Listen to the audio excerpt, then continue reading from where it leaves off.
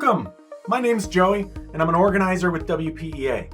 I'm here to talk to you today because we have another vote coming up for both the higher education and the general government contracts. So in this video, I'm going to overview what has changed since we last ratified a TA in March that was not funded by the legislature.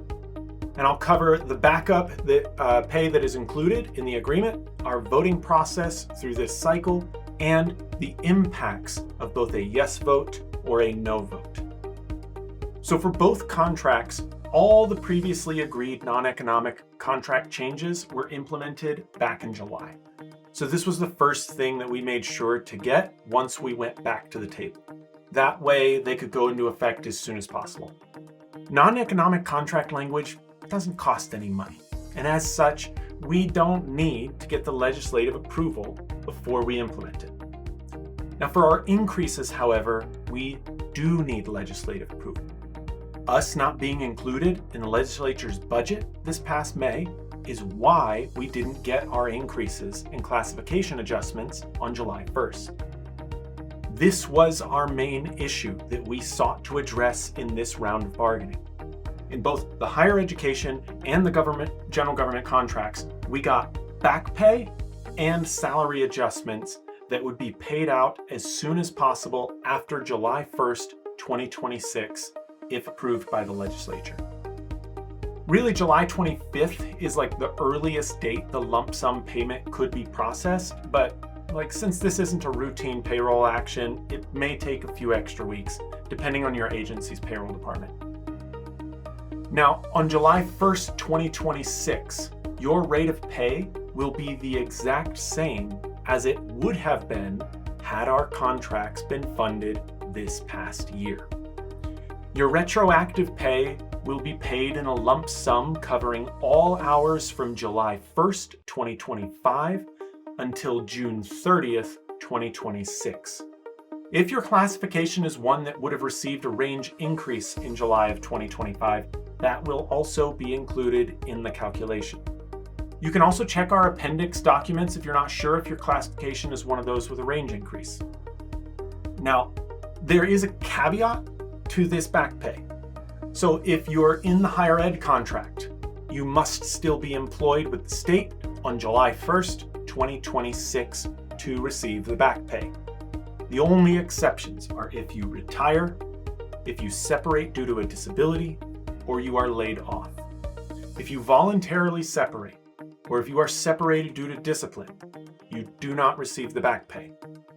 Now, the higher education team fought really hard for those specific carve-outs because the employer initially did not want to even grant back pay to retirees, laid-off workers, or those separating due to disability.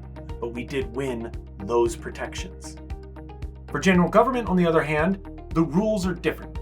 So no matter how you separate, you will get the back pay. Now, outside of those additions, our contracts are very similar to what we agreed to back in April. If you want to see a full summary of changes, you can find them on our website. So now it's time for us to vote again. You must be a dues-paying member in order to vote. And for this round, we're going to vote solely online. So the voting is going to take place between August 22nd and September 14th. If you regularly get emails from us, be on the lookout for an email from Election Runner with your voting link. In addition, we will also be sending a physical letter out to every dues-paying member through the mail. That letter will have a website to visit, along with a unique voter ID and a password for you to vote. Now, if you run into any issues, or if you're having trouble with the voting process, reach out to solidarity@wpea.org and we'll work with you to sort it out. When you vote, you'll get a very basic option. Yes, you approve of the tentative agreements, or no, you do not approve of the tentative agreements. So let's talk about the impacts of each option. If you vote yes, our ratified contracts would be sent to OFM on September 15th, well before the October 1st deadline.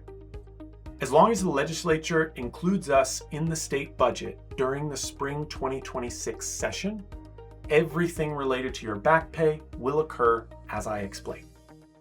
If you vote no, we would pass that October 1st deadline, but we would still return to the bargaining table with the goal of reaching an agreement that could be funded by the legislature.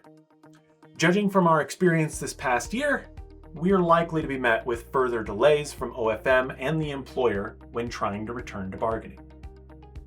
But I want to express something to you. A yes vote does not mean that you agree with everything that happened over this past year and a half. It does not mean that you are okay with how the state handles bargaining. And it does not mean that you are happy with what we achieved.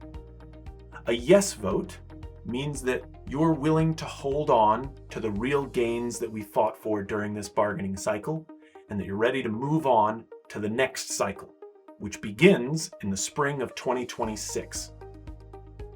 Now, this fight is only beginning.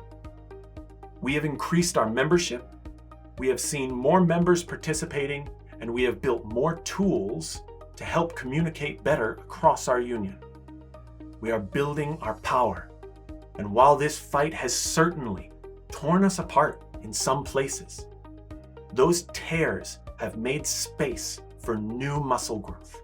Muscles that we've seen multiple units flex very effectively.